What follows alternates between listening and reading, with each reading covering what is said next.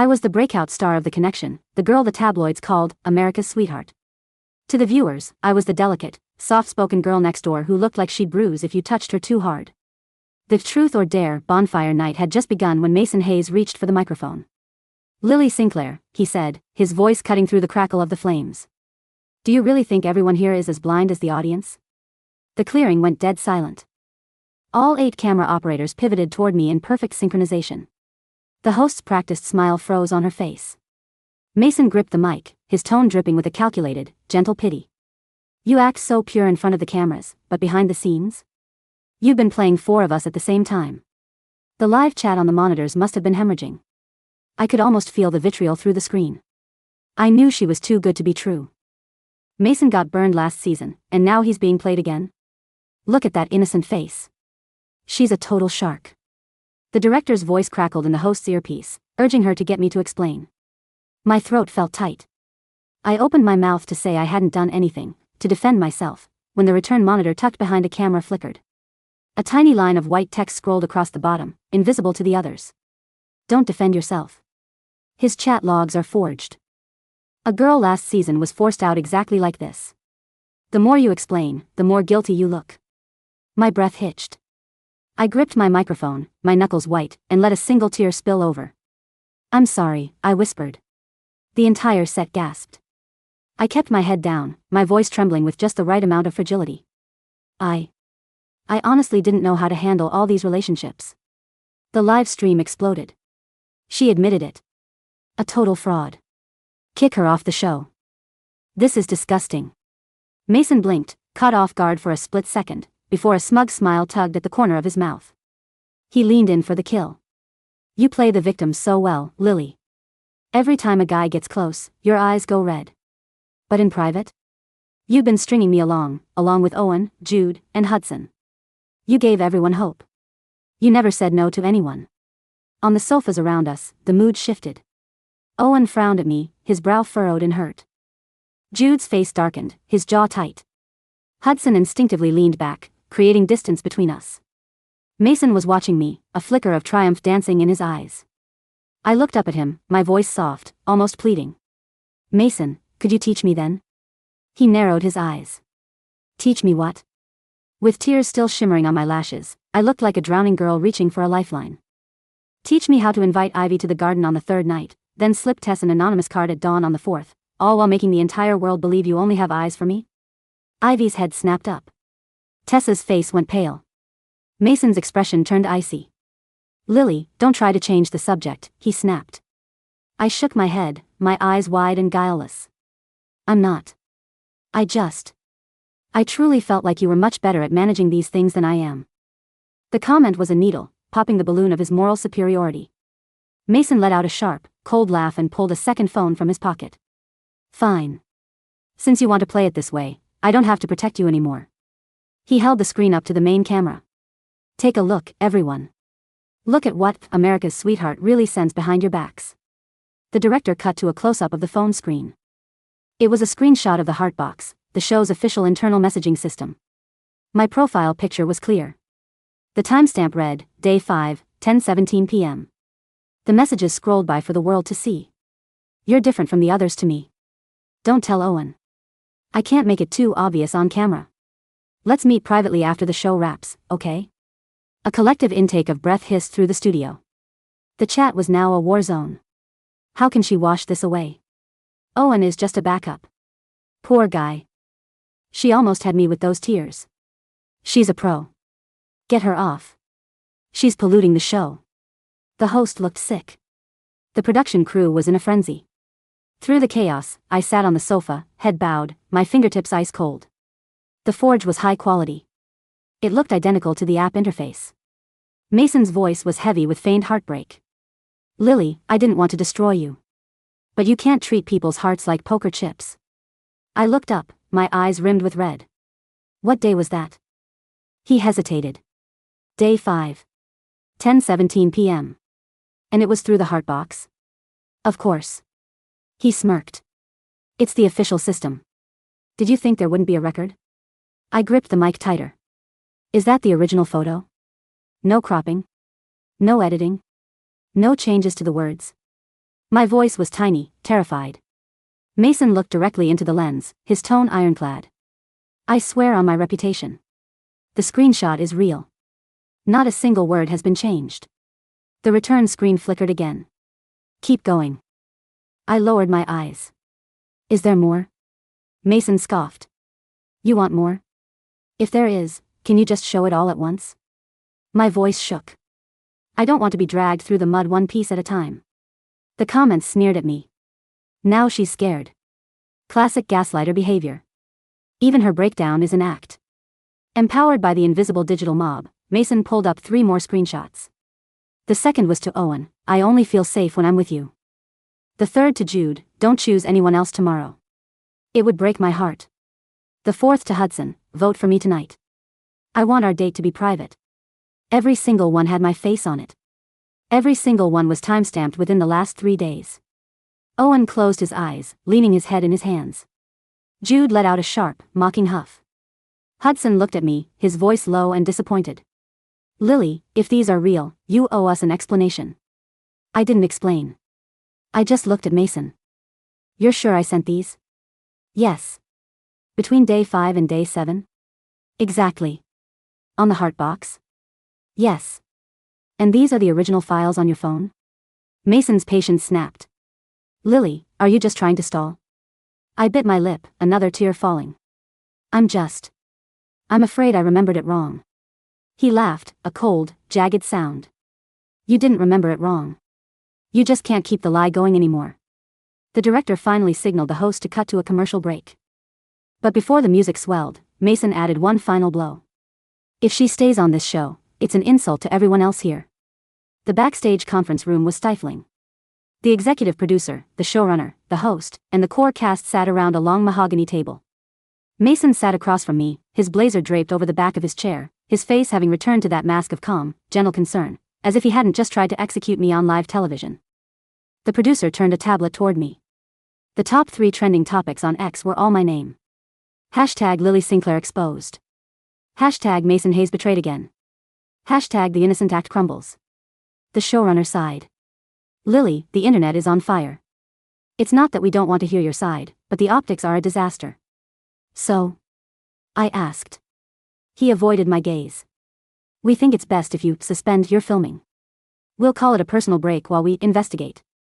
Suspend filming. A polite way of saying, disappear. Once I left that house, they could edit the remaining footage however they wanted. The audience would take my departure as a confession. Just like what happened to Riley Brooks last season. Mason spoke up, his voice smooth as silk. Lily, I really don't want to push you into a corner. He slid a piece of paper across the table. This is a draft for a public statement. I looked down. I, Lily Sinclair, acknowledge that my behavior during filming was inappropriate and caused distress to my fellow cast members. I am voluntarily withdrawing from the show and accept full responsibility for my actions. I almost laughed.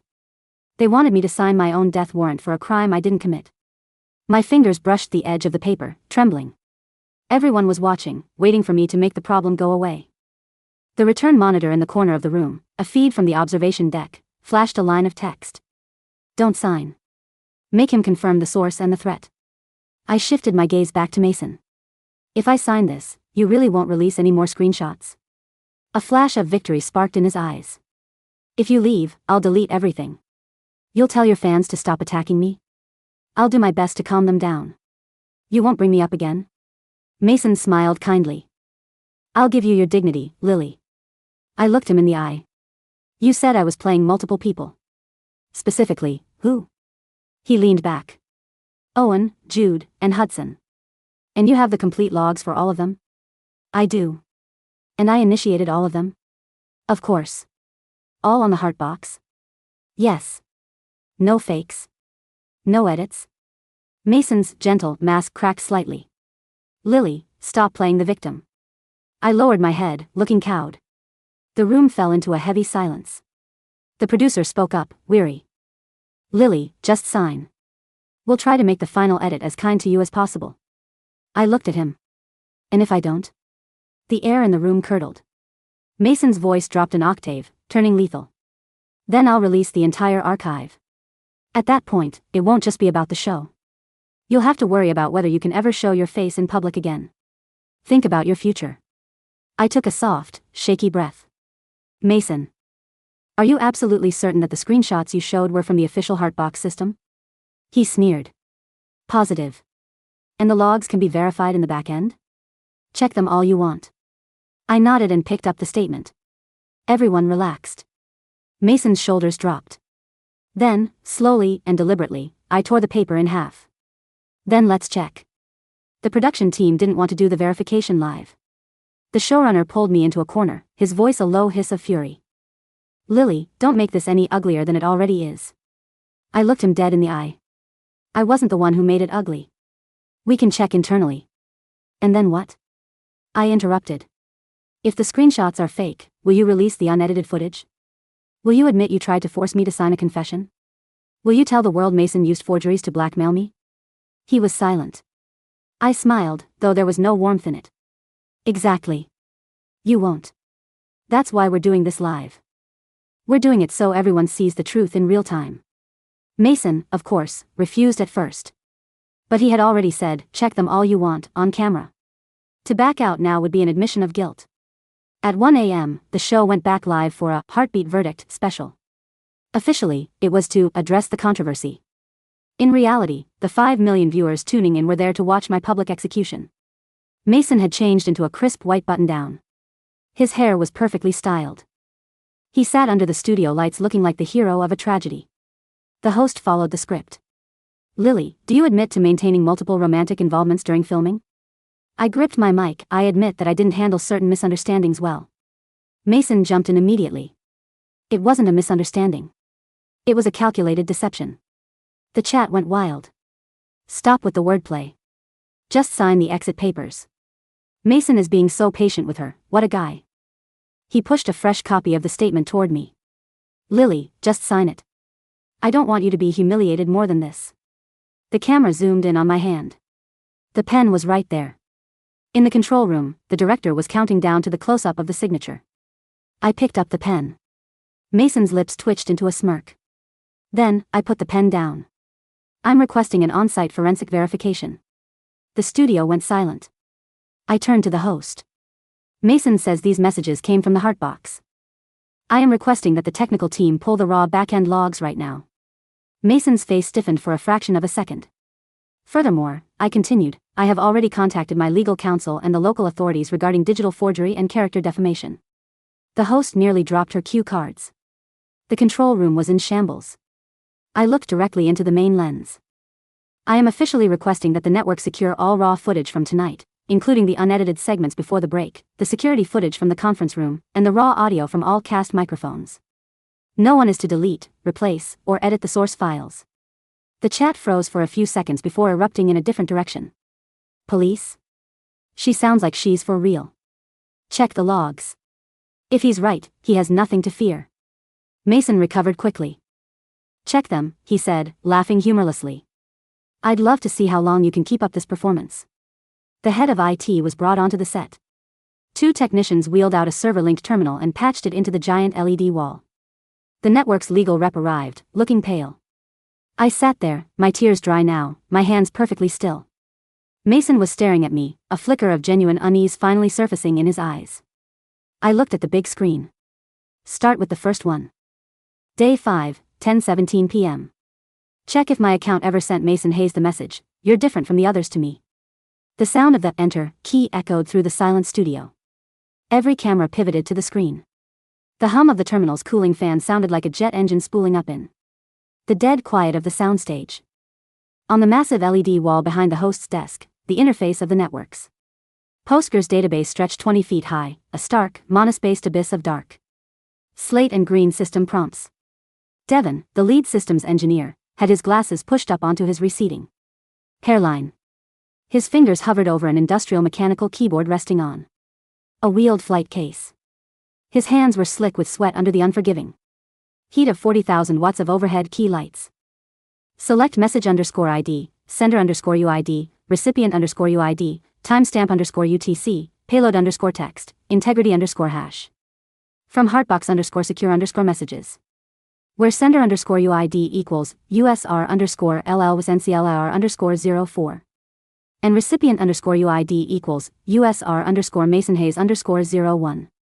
And timestamp underscore UTC between October 18, 2024 0 o'clock and October 18, 2024 23:59 and 59 seconds. Execute the query, Devon, I said. My voice didn't shake. The microphone, nestled against my collarbone, picked up the steady, measured rhythm of my breathing. Across the semicircular stage, Mason stood with his arms crossed. His posture was calculated, shoulders squared, chin tilted slightly down to catch the rim light that had made him the golden boy of season 2. But his right thumb was rhythmically digging into the seam of his linen trousers, over and over, until the fabric was white. Lily, Mason said, offering the cameras that sorrowful, older brother sigh that had won him 2 million followers. You're dragging production staff into this. You're making an IT worker do public relations theater because you can't look these men in the eye. Run it, I repeated, not looking at Mason. My eyes stayed locked on the LED wall. Devon pressed the key. The query ran in 4.2 milliseconds. Query returned, 0 rows. Execution time, 4.2 milliseconds. The giant screen remained stubbornly, pristinely empty. A murmur rippled through the gallery of grips, boom operators, and production assistants huddled in the shadows behind the cameras. The live chat overlay on the secondary studio monitor flickered violently. The comment velocity doubled. Wait. 0 rows? Did it glitch? Is Heartbox indexed by UTC or local Pacific? Check the entire day, idiot. Adjust for local time, the host, Shannon, said quickly, her earpiece visibly buzzing with panicked directives from the control room. Her smile had completely dissolved, replaced by the tight-jawed dread of a live broadcaster realizing she was standing on an active minefield. Devon, perhaps the server logs are set to the London data center? The database handles all time zone conversions at ingest, Devon murmured into his headset mic, his voice flat, dry, and terrifyingly objective. To be thorough, I'll widen the parameters. I'll search the entire production cycle, day 1 through day 7, for any outgoing string containing the phrase, different from the others. He typed. The cursor flashed 3 times. Select timestamp underscore UTC, sender underscore UID, recipient underscore UID, payload underscore text. From Heartbox underscore secure underscore messages. Where payload underscore text I like, % different from the others %. Enter. Query returned, 0 rows. Nothing, Devon announced to the room. The phrase has never been sent by user USR underscore LLSNCLIR underscore 04 since the server was initialized on October 14. The air left Mason Hayes' lungs in a short, sharp hiss. He took half a step forward, his polished facade fracturing into something jagged. That's impossible. You're querying the production cache, not the hot storage. The app caches locally on the contestant devices. She could have drafted it, or sent it through an ephemeral thread. Heartbox has no ephemeral threads, Devon cut him off, not even turning around. To a systems architect, code is a matter of religious pride. You do not insult a man's database on national television. Every string is immutable. Every packet is signed with a private client-side certificate issued to your assigned devices. Upon check-in, if Lily Sinclair sent that message from her issued device, it exists in this table. It does not exist in this table. Let's check the image Mason provided, I said softly. I pointed toward the display where Mason's second phone still sat plugged into the Lightning to HDMI capture card. The high-resolution screenshot of my alleged late-night betrayal hung frozen in the air. Devon, could you pull the UI assets for the current release of the Heartbox app? The return monitor below camera 3 flickered again. Look at the font metrics on the timestamp. Look at the battery icon. The anonymous text scrolled by and vanished, leaving only the raw camera feed. I didn't know whose fingers were dancing on that control board in the dark, but they were giving me a scalpel, and I was going to use it. Zoom in on the timestamp on Mason's screenshot, I said.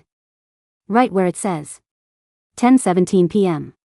Devon moved his optical mouse. The screenshot expanded until the digital artifacts became as large as bricks. The Heartbox app was developed specifically for this network by an internal Team, I said, stepping toward the center of the stage, out of the shadows and directly into the primary spotlight. It uses the proprietary network typeface. Corbel Neo display. Corbel Neo has a distinct rounded terminal on the numeral 7 and proportional tabular figures. I looked at Mason. His skin had gone the color of skim milk. On Mason's screenshot, the 7 has a hard, straight serif.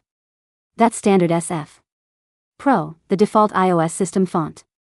Whoever used a web mockup generator to forge that conversation forgot that our custom build doesn't use the standard Apple system typography.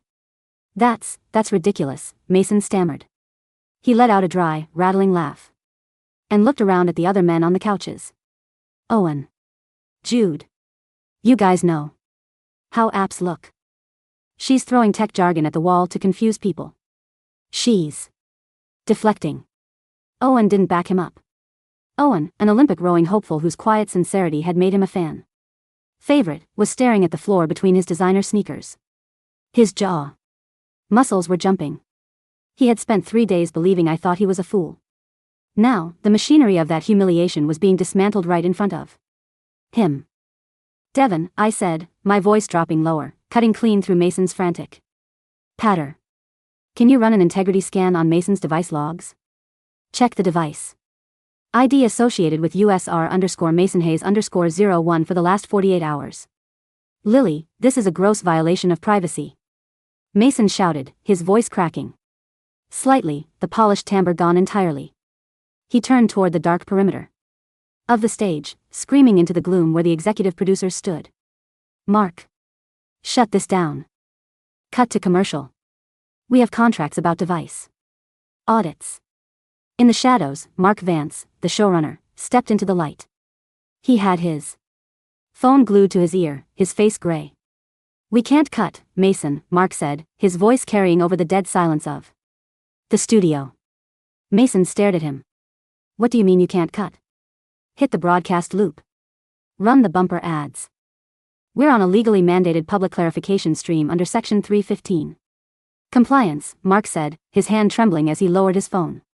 Our legal department just received a formal preservation notice and an emergency injunction filed by Sinclair's counsel 20 minutes ago. If we cut the feed while an active evidentiary verification is underway, the network is liable for willful evidence suppression under FCC broadcast license guidelines. We have to let it play. The chat screen was moving so fast now it was a solid blur of white light. Holy shit, the producer just admitted they can't stop it. Mason's voice cracked LMAO. Look at his hands shaking. The font was wrong. She caught him on the font. Where are the apologies from the people calling her a shark? Devin didn't wait for Mark Vance's permission. His terminal was already spewing diagnostic text. Device audit complete, Devin said. He turned his chair around slowly, looking directly at Mason with an expression of profound, clinical contempt. User USR_MasonHayes_01 checked in an unauthorized secondary iPad mini on the local cast Wi-Fi under the hostname living_room_iPad at 2:14 a.m. yesterday. At 2:40 a.m., that IP address made 56 HTTP requests to fakewatts.me and an online Canvas graphic editor. 3 PNG assets were exported to local storage. File names, lily_thread_01.png, lily_thread_02. PNG, and lily_thread_hudson.png. The silence in the soundstage was absolute. You could hear the low, wet rumble of the Pacific surf hitting the rocks outside the compound windows half a mile away. Hudson was the first to move. Hudson was 32, a real estate developer from Austin with an easy drawl and a reputation for never losing his temper on camera. He stood up from the velvet sectional sofa so fast his mic pack clipped against the wooden armrest with a sharp, resonant crack. He walked past the central coffee table, ignoring the cameras completely, and stopped 3 feet from Mason. You showed me that screenshot yesterday afternoon, Hudson said. His voice was dangerously low, stripped of any southern charm. In the gym. Before the date card was issued. Mason backed away, putting his hands up in a defensive half-guard. Hudson. Listen to me, there's an explanation. The network wanted, the narrative was getting complicated. You looked me in the eye, Hudson said, his chest rising and falling heavily. And told me she was laughing at me behind my back. You told me she called me an old man who was desperate for a trophy. You showed me the screen. I was trying to protect you. Mason spat, his eyes darting frantically toward the boom mics hanging just above their heads. We all have to protect our brands. Here. You think Lily is some saint? You think she actually likes any of us? She's an actress. She's playing the sweet, fragile innocent so she can walk away. With 5 million followers and an Amazon brand deal. And you? Jude spoke from the sofa. Jude, 24, a streetwear designer, who had barely said 10 words all night, stood up, his face dark as a thunderhead. What were you playing, Mason? The righteous brother?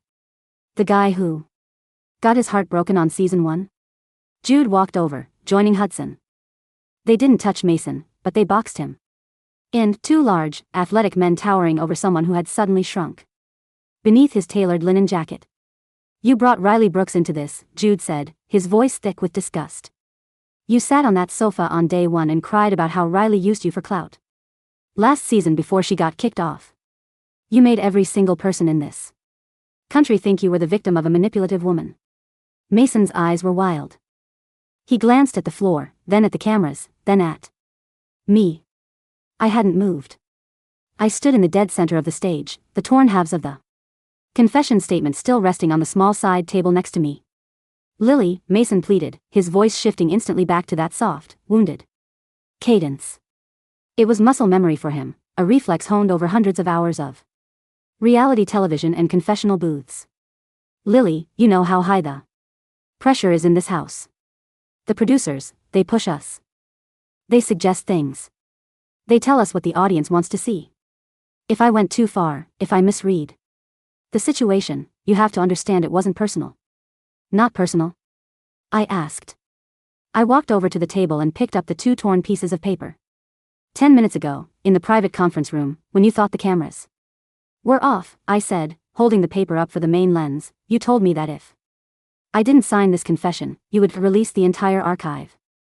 You told me I would never be able to show my face in public again. You told me to think about my future. That was a private production dispute. Mason barked, his face flushing crimson. That was off the record. Nothing is off the record on an FCC-monitored live broadcast stage, a voice boomed from the control room intercom. The voice didn't belong to Mark Vance. It was female, sharp, and razor cold. The overhead speakers clicked, and an audio file began to play across the studio sound system with terrifying, high-fidelity clarity. Audio playback, Green Room 02, 42 minutes and 15 seconds. Mason, Lily, really, don't push yourself into a corner. If you sign this, I'll delete everything. If you don't, I'll release the entire archive. At that point, it won't just be about the show. You'll have to worry about whether you can ever show your face in public again. Think about your future. Lily, Mason. Are you absolutely certain that the screenshots you showed were from the official Heartbox system? Mason, positive. Check them all you want. The audio cut out with a sharp digital pop. The live stream chat went into total systemic collapse. The comments were no longer updating. The sheer volume of outbound traffic had triggered the platform's anti-DDoS throttling. The viewer count hung frozen at 6.4 million. Mason looked up at the ceiling speakers, his mouth open, looking like a man who had stepped off a curb and found himself falling into an open elevator shaft. Who played that? Mark Vance screamed, running toward the production booth door. Who the hell is at the audio board? The door to the control booth opened. A woman walked out down the metal staircase that led to the studio floor. She was wearing an oversized black crew hoodie with the hood pulled down, her hair cropped short, her face free of any television makeup. She held a secondary master control tablet in her left hand. Hi, Mark, she said. The entire studio seemed to hold its breath. It was Riley Brooks. Riley Brooks had been the villain of season 1. A year ago, she had been cast as the confident, sharp-witted counterweight to Mason Hayes' golden retriever charm.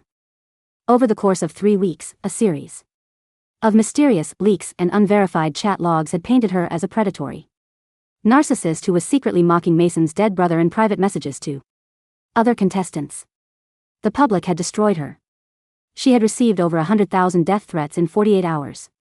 Her design studio had been vandalized, her family's address had been posted on image boards, she had been dropped by every sponsor she had ever worked with. She had left the show at 3 a.m. on a Tuesday without a reunion appearance, disappearing entirely from public life. And now, she was standing on the studio floor of season 2, holding the audio routing switchboard. Riley? Mason whispered, his knees visibly buckling. You're not allowed on network property. There's a restraining order. There was an NDA, Mason, Riley said, her voice completely level as she walked across the tape-marked floor toward the central stage. Not a restraining order. And that NDA had a specific carve-out for criminal activity, including digital fraud, extortion, and the unauthorized use of private network infrastructure for targeted defamation. She looked at Mark Vance, who looked like he was having a mild stroke. I took an entry-level contract job with the Livestream infrastructure contractor 3 months ago under my mother's maiden name, Riley said, tapping the tablet in her hand. I wasn't here to sabotage your show, Mark. I was here to watch the servers. Because I knew Mason's playbook. I knew he didn't have the imagination to come up with a new trick. She turned the tablet toward the cameras. Last season, Mason used the exact same Photoshop templates to forge messages between me and Marcus Cole, Riley explained, speaking directly to the 5 million people watching on their phones and laptops across the world. He used a burner account registered to a throwaway SIM card he bought at a convenience store 2 miles from the studio perimeter. The production team knew it was suspicious, but the ratings for my public breakdown were the highest the network had seen in 5 years. So they let him do it. They protected him. They edited out my defense, gave him the hero edit, and handed him a $200,000 contract for season 2. She stopped 3 feet from me and met my eyes. There was no theatrical hug. No tearful reality TV embrace. Just a slow, mutual nod between 2 women who had both looked into the same meat grinder and refused to jump in. It was Riley who had been typing on the return monitor. She had been sitting in the auxiliary engineering bay in the basement, monitoring the raw database queries, watching Mason bait the hook, and feeding me the exact timestamps and technical parameters I needed to turn his own trap into a noose. You knew, Mason whispered, looking at me.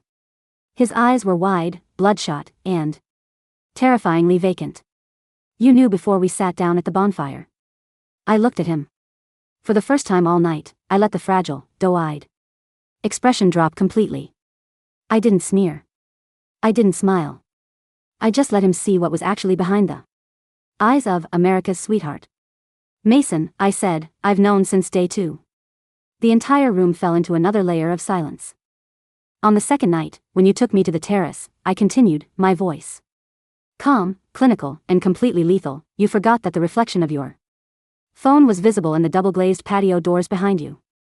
I saw you switch from our conversation to a secondary messaging group titled, Scripted Drops. S2. I saw the notification from your manager asking if the Lily Sinclair takedown assets were ready for the mid-season ratings bump. I took a slow step toward him. You thought I was stupid because I didn't interrupt you when you talked about yourself for 3 hours. You thought I was weak because I let you believe your little compliments were working. You thought that because I have a soft face and a quiet voice, I was just another piece of scenery you could burn down to keep yourself warm. I leaned in slightly, so only he and the primary boom mic could hear my next words. You're not an author, Mason. You're just a very bad actor with an internet connection. The broadcast did not go to commercial. At this point, Mark Vance had stopped trying to reach the control booth. He was sitting on an equipment road case with his head in his hands, surrounded by 3 network lawyers who were frantically whispering into their phones, likely discussing corporate indemnity clauses and severance packages. The other men on the couches had completely separated themselves from Mason. Owen stood near the edge of the set, his back turned, staring at the dark lighting grid as if trying to physically distance himself from the toxic radiation emanating from the center of the stage. Jude had pulled out his own personal phone, the one contestant phones that had been returned during the live emergency session, and was openly streaming to his personal Instagram account, broadcasting the behind-the-scenes chaos to 400,000 people in real time. Look at him, Jude was saying into his phone camera, pointing the lens directly at Mason. Look at the golden boy. He tried to destroy 2 lives for an edit. Look at him shaking. Mason was unraveling in real time. His hair, which had been styled with matte clay to look effortlessly tousled, was plastered to his forehead with sweat. He grabbed Shannon's microphone from her hand so violently that the feedback squealed through the studio monitors. Like a dying animal. You think you've won something? Mason screamed, his voice cracking into a ragged, hysterical register. He wasn't talking to me anymore.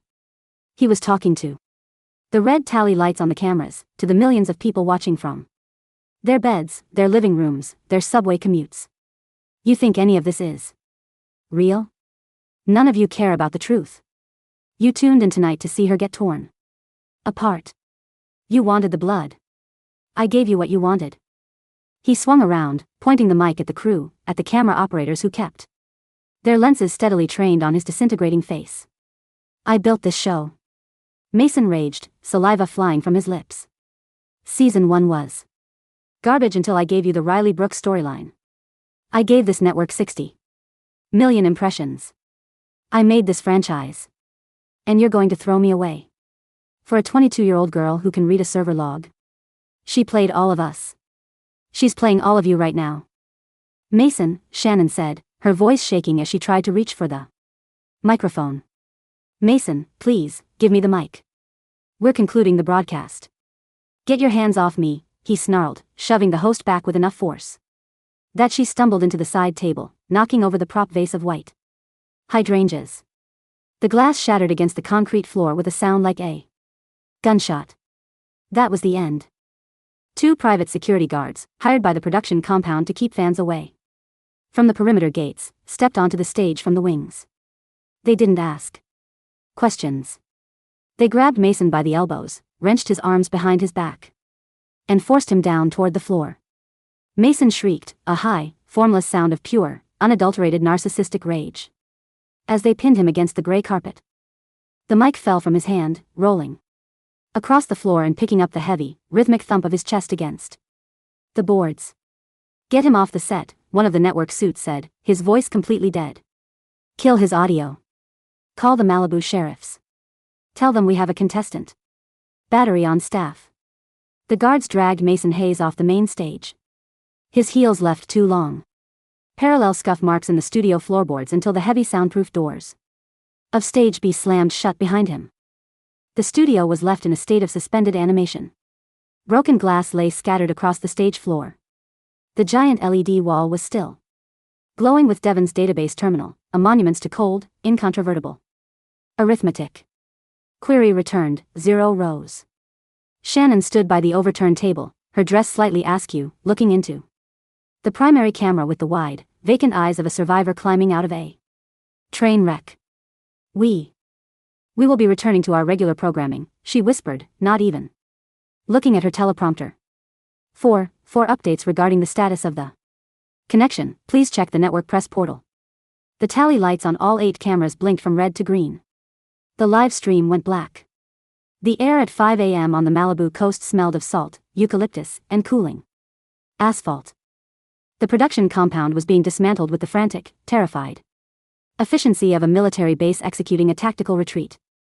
Unmarked black sedans were pulling up to the main production office every 10 minutes, whisking away executives, PR crisis managers, and legal consultants before the morning news crews could arrive with their satellite trucks. I sat on the tailgate of an equipment truck parked near the edge of the cliff, wrapped in a heavy fleece production jacket that smelled faintly of diesel and industrial coffee. A white ceramic mug sat between my hands, steaming into the gray pre-dawn mist. Footsteps crunched on the gravel behind me. I didn't turn around. I knew the cadence of the boots. Riley Brooks climbed up onto the tailgate beside me, letting her legs dangle over the edge of the drop. She had a can of cold energy drink in her hand. The network just issued their first press release, Riley said, staring out at the Pacific horizon where the first thin band of orange light was beginning to bleed into the slate blue sky. What does it say? I asked. The usual corporate autopsy, she said with a dry, jagged little laugh. The network is deeply committed to the integrity of its productions and the safety and well-being of all participants. Following an internal audit, Mr. Hayes has been permanently terminated from all future network projects. We extend our sincere apologies to Ms. Sinclair and Ms. Brooks. Did they mention Mark Vance? Mark was escorted off the property 20 minutes ago by two guys with earpieces, Riley said, taking a sip from her can. His keycard didn't work on his office door. They had already boxed up his golf trophies. I looked down at my mug. The surface of the coffee vibrated slightly with the distant rumble of a generator being loaded into an 18-wheeler. You could have stayed on the show, Riley said quietly, turning her head to look at me. The producers who are left, they were talking in the trailer. They wanted to build the rest of the season around you. The Queen of Truth. The woman who dismantled the toxic reality television machine from the inside. They were talking about a 7-figure development deal. I let out a soft, breathy laugh that dissipated into the ocean breeze. They don't want the truth, Riley, I said. They just want a new costume for the same monster. If I stayed, by next week they'd be looking for a way to make me look cold. They'd find an out-of-context audio clip of me talking about my agent and edit it over footage of Owen crying in the garden. They'd turn me into the villain because the algorithm demands balance. So you're really walking? I signed the termination agreement 10 minutes ago, I said. No penalties. Full appearance fee paid in escrow. Complete ownership of my name, image, and likeness rights for all digital platforms. I reached into my pocket and pulled out my personal phone, my real phone, the one that had been locked in a production safe for 3 weeks. The screen was an endless, cascading waterfall of notifications. 300 missed calls. 12,000 text messages. Every major news outlet in the English-speaking world. 2 million new followers in 6 hours. I didn't open a single app. I held down the side button, slid the red icon across the screen, and watched the display fade to black. What are you going to do? Riley asked. I looked out at the ocean. The sun had finally broken above the ridge line, turning the water into a vast sheet of hammered gold. I'm going to go home, I said. I'm going to make a pot of tea that doesn't come from a catering urn. I'm going to sit in my living room with the curtains open, and I'm not going to speak into a microphone for 6 months. I turned to Riley and held out my hand. And you? Riley looked at my hand for a second, then smiled, a real, wide, brilliant smile. That had nothing to do with television lights or producer prompts, and took it. I have a design studio to reopen, she said. And this time, nobody gets to write the script. We sat together on the edge of the truck as the sun rose, watching the network's empire of plastic flowers, fake bonfires, and digital ghosts pack itself into boxes and drive away into the morning light.